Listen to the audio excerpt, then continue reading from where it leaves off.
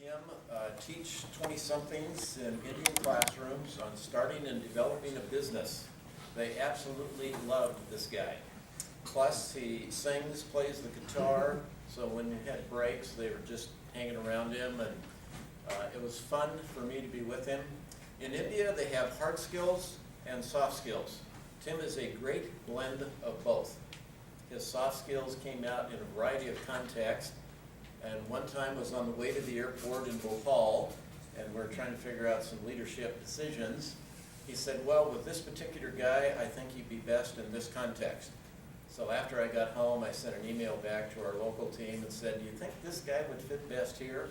He said, I think that's a really, really good idea.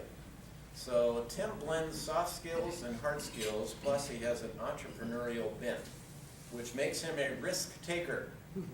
To the point of a couple of thunderstorms that we had, yes, he's laughing, in India, just an absolute downpour. So what did Tim do? He had really nice cameras with him, so he went up on the roof of the hotel and decided he would take some pictures of the lightning going off around him. I said, you did what last night? We had a lot of fun hanging out together, so I'm delighted that you're here. Thank you for taking the time, and let's go back to India sometime. Yeah, let's do that. Okay. Oh, and Tim is the president of Clocktower Media. He'll explain that to you. All right. First things first, Jeff. Here's my sausage. Let's go for 6 here. Today's a good morning. Well, yeah, we're not going to tell you why. Yeah. I this year thought I would try to have more bacon in my diet. So I've been having bacon every day, and I'm down 30 pounds. I don't know if I can explain that. But I'm very happy about it. So enjoy your sausage. Thank you guys so much. It's a pleasure to meet you. My name is Tim Mushen. I'm the president of Clocktower Media. We build websites. Today's talk is about refactoring. Does anyone know what that means? Do you know? Anybody know what the talk was going to be about when you came? No. Good. I sometimes get nervous public speaking, so I try to have really intimidating talks, and so this is about organizing your sock drawer. So I was anticipating that nobody would show up, but thank you guys so much for coming. It's a big pleasure. And so my name is Tim Mushen. I run a company called Clocktower Media. We build websites. We've been doing it for about 14 years. I think we have about 4,500 projects that we've done over that period of time for all sorts of companies. So as John said, I play guitar, and I actually don't sing. If you hear me sing, you'll regret it. But sometimes it looks like I'm singing on stage or so. Played in band for 10 years. It's called Cream Tangerine. We play Beatles covers. If you look at me, you'll probably notice that I don't have any hair. I don't look like any of the Beatles, and we don't sound like them either. But somehow we get to play more places than we should. We just got named Best of 2013 by 425 magazine. We've played for Sounders games, NBA halftime shows, all sorts of fun stuff. It started out as guys' night from a worship band, and it's a lot of fun. So if you recognize me, I'm standing here, so probably not from playing in a band. So yeah, I started Clocktower Media with $1,000, roughly, give or take. Jeff's talking about school. I went to Seattle University for about a year. Learned a lot, great school, and I ran out of money. And when you are low in money, it's not a good idea to start a business. It usually takes some money to start. People get loans, people get financing. I did not, but we are still in business, and multi-million-dollar company. I've been very fortunate that way.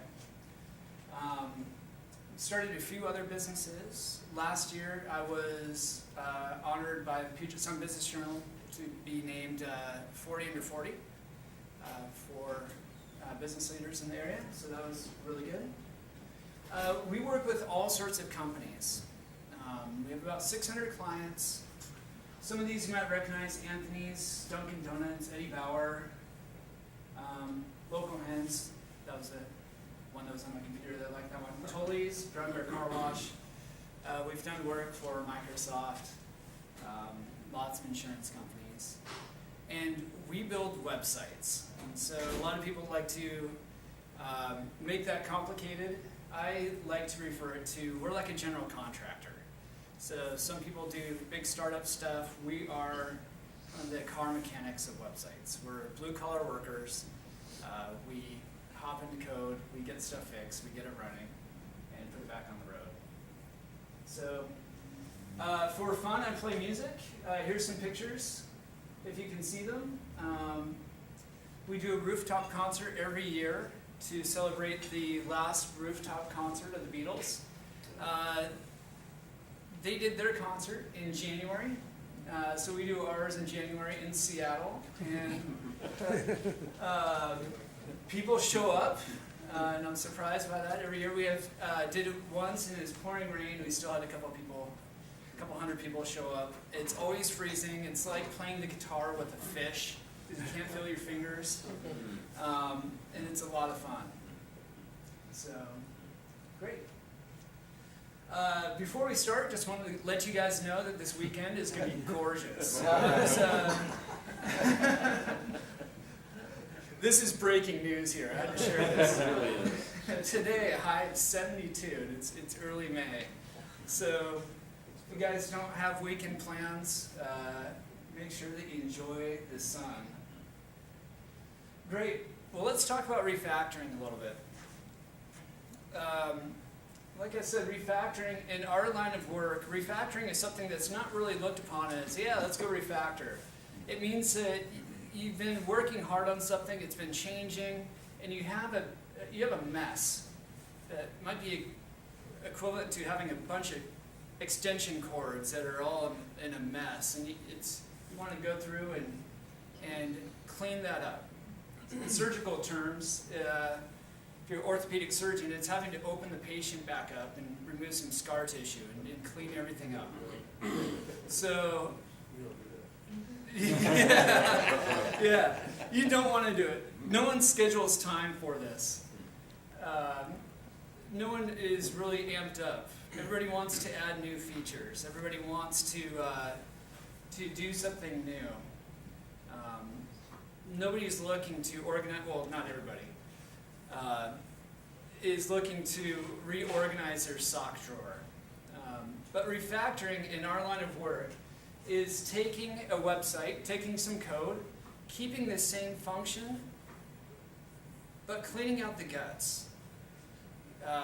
Removing pieces that are messy, rewriting it, and structuring it better so that it can work and do the same thing, but only better. So we see this sometimes in products. I have an iPhone. I just got the iPhone 5. It runs the same tools that my iPhone 4 does.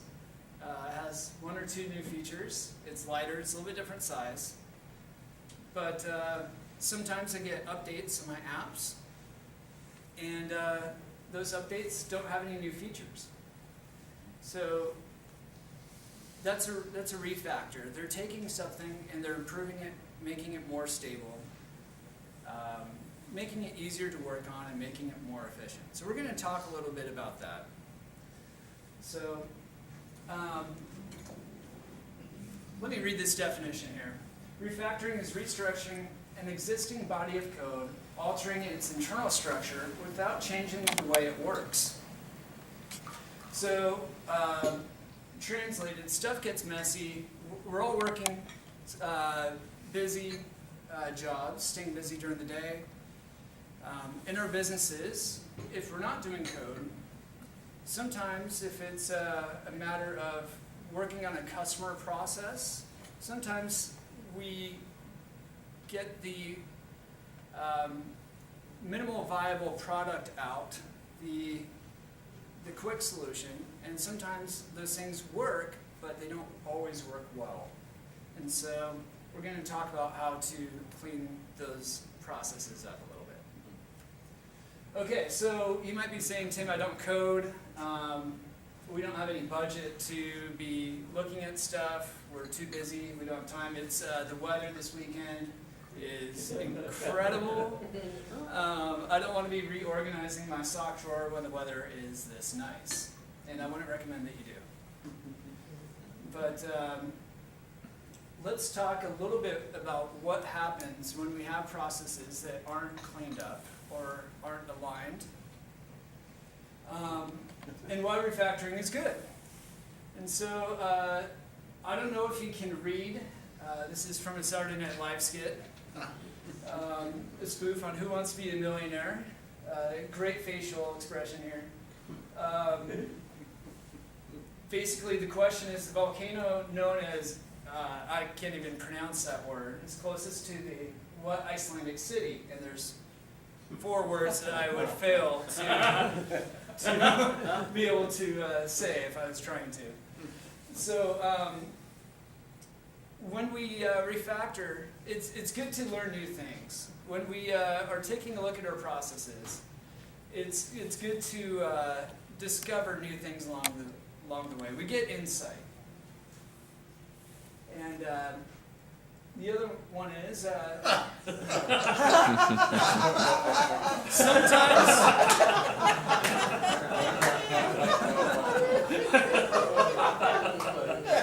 sometimes the things that we do a good job at them, but once they get out in the real world, they don't always operate as intended. That's good. Sometimes my jokes don't always fly like I intend them to fly. So it's good to revisit your processes. Also, when we are refactoring, we want to comment. It's a good time just to, as we're organizing the sock drawer, maybe we're documenting the sock drawer. Hey, the white socks are on the right-hand side. Having clear documentation and instruction is good for everybody. It's easy to hand that off to other people, and this picture. I want to know what happened after this. If you guys are the same way. I can kind of guess what happened beforehand, maybe. I don't know, but that's either an extremely happy dog or just she's going to be in the world of pain here soon. But instructions, communicating to other people, is very important in an organization.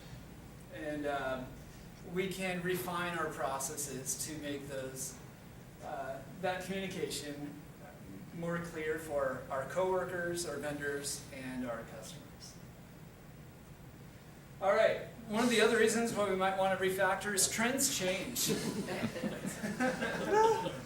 I wish I could do this.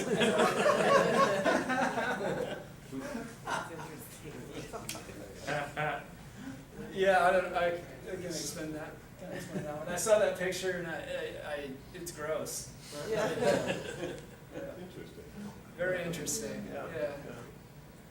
I'm fortunate. I'm a guy. I have a hard time focusing on more than one thing at once. My body's the same way. It's like hair, eyebrows, gets confused, eyebrows come out. But yeah, interesting. Okay, so why should I consider refactoring? We talked a little bit about why it's good. We all want to do great things. I saw this picture and I got laughing. There's a new Star Wars movie that's coming out. It's being directed by J.J. Abrams. He's doing the new Star Trek. It's going to be exciting. This is a picture, I don't know who did it or why, but it's funny to me. It's a cast of Star Wars playing at a rock concert, and I thought that was pretty funny. So I want to share that. So in our careers and lives, we're all shooting to do great stuff. In our line of work, there's code sometimes that we consider to be stable and unstable. An unstable piece of code might be something that breaks at certain times. Sometimes we know when it's going to break. Sometimes we don't.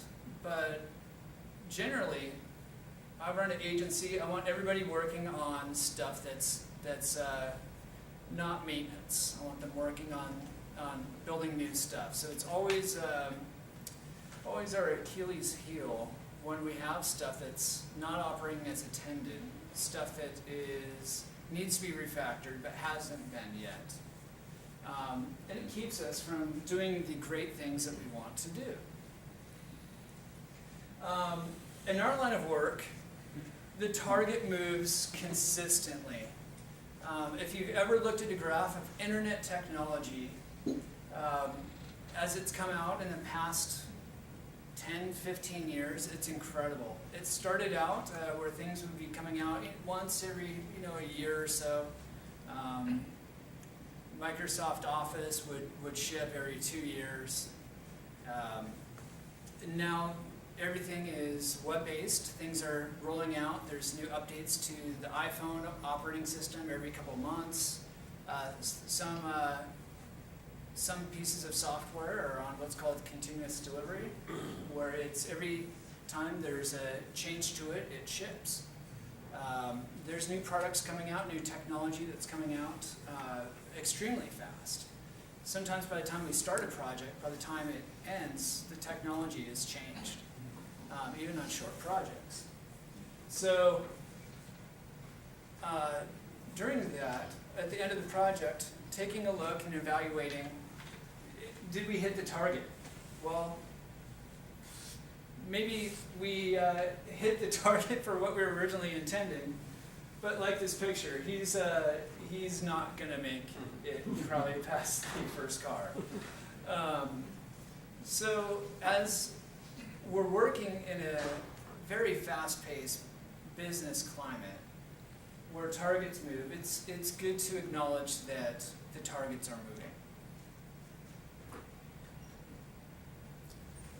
This is one that Matthew might probably get. Great job on the website. I just have one tweak, or six.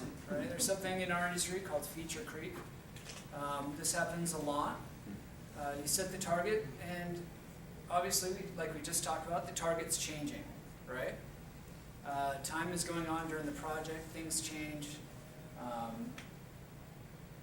Being able to adapt to those changes is something that's good. We'll talk about that here in a bit. I liked this one. Being an entrepreneur, sometimes this happens too. Sometimes you get to this. The target audience is males and females, age 0 and up. Sometimes as we're working on stuff, we don't have all the information that we'd like to have. We get a better idea of who our customer is after we've done a lot of work for customers. We're able to really identify that. Sometimes the services that we offer, we're sometimes surprised on who responds to those services or products that we launch. Sometimes the people that really take hold of those products might use them in different ways than we intended. So after launching a product, taking a look at who is actually using it, taking a look at the information that you have, you're able to do a better job refactoring. And IBM has a saying, do it right the second time. I don't know if that's true in all cases. Might be for this talk. Okay. So refactoring is key to business success. So it allows you to have solid business practices. If you are taking a look at and refining them, you can improve quality, reduce errors and risk, effectively communicate procedures, like the phrase, luck favors the prepared.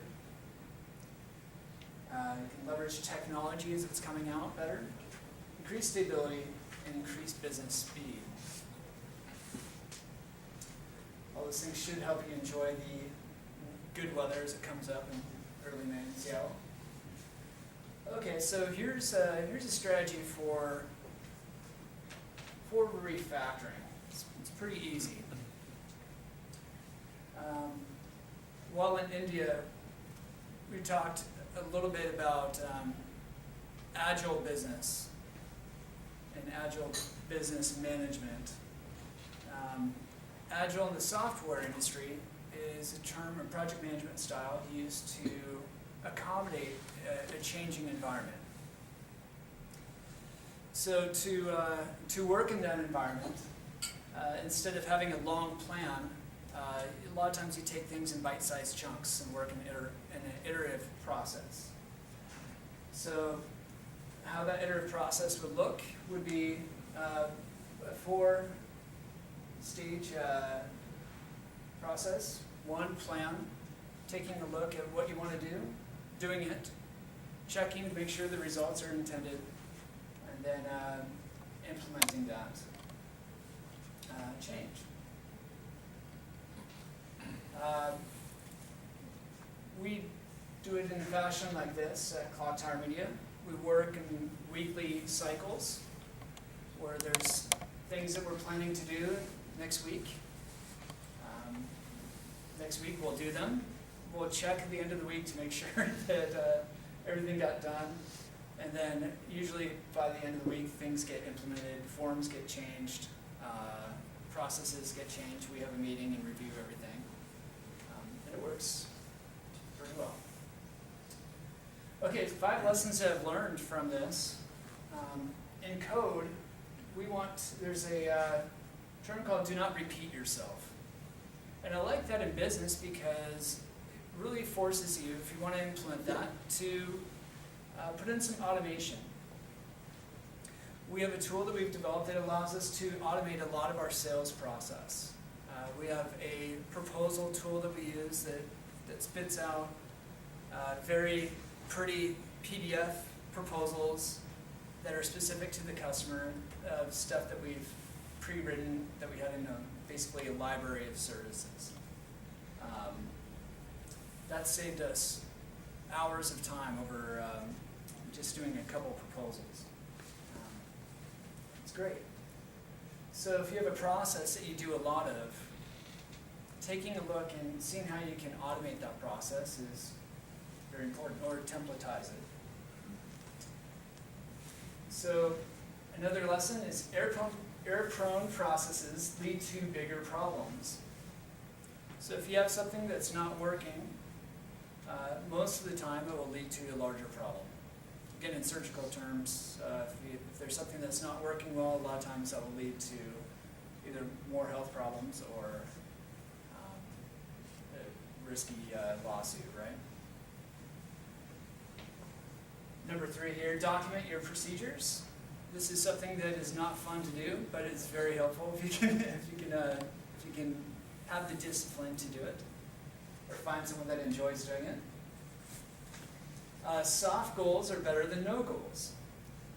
So at Clocktower, if our strategic vision is going a week, that's not very long. Obviously we have our long-term goals, but we're setting short-term goals that are obtainable within a week, that are easy to hit. And over time we find that we've achieved a lot. And lastly, testing your procedures is very important, making sure that everything is working. Okay, we talked about this. Okay, deciding where to start. How do you decide what needs to be fixed? You want to obviously not be changing things that don't need to be fixed. So how do you decide? We use a technique called the 5 whys. So this is very easy. It's just a series of asking why 5 times. So let's take a look at this scenario. A client is upset. John would say, well, why? Why are they upset? Why? Thank you, John. Sure. They were shipped a bad product. John Why? would say, Why? why? Sounds like a good manager pulling all the information out, right?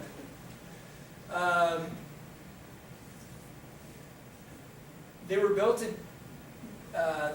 different from what the customer and sales agreed to. Right? So it's a second why. We're finding out more information about the actual problem other than the upset client. John would say, why? There's an error in the communication.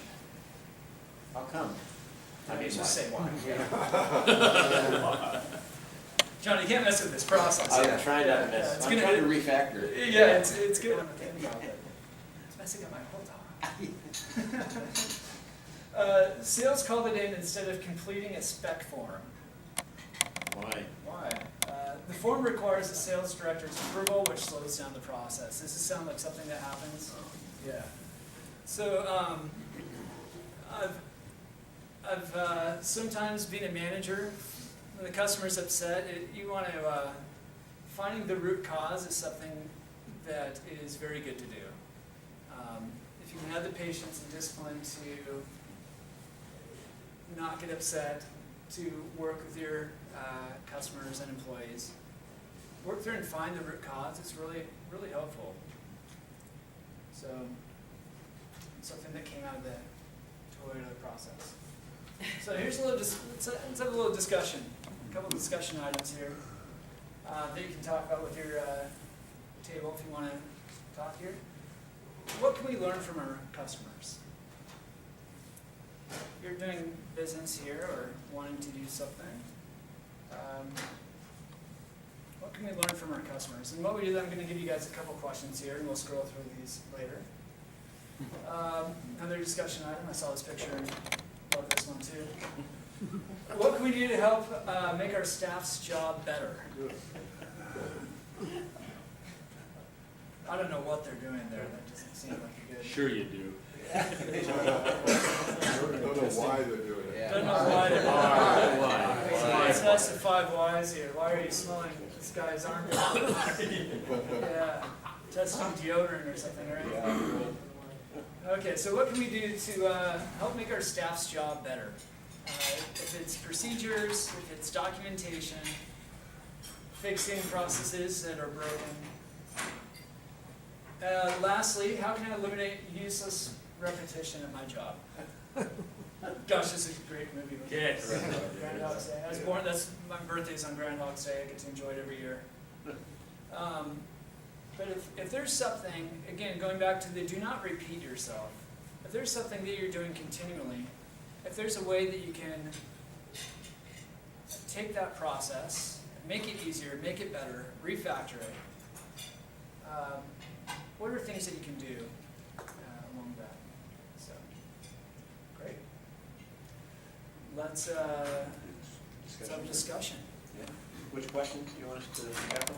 Let's talk about all three of them. I realize that there's people in different stages here. There's retired surgeons, probably not doing it. All right. As here, feel free to get in contact with me if you would like. Hope you enjoyed the talk and the discussion. John, did your table have any insights? Maureen had some really good ones. They all did, but Maureen had some. Well, I was just saying that I have been in the IT field as a business analysis manager, and we are always focused on what's the latest thing to, what are the new releases, and we tend to forget how to clean up what we've done. And I was telling them that I coined the phrase the debris field, and at some point it's very expensive when you've ignored all of that to do any new releases, because you've got, first of all, you have to figure out what happened before, there's no documentation, and so it's important. I think what you're illustrating is very important, but it's not where companies are typically putting their money. Correct. Excellent. Great. Thank you, Tim. Thank you guys very much.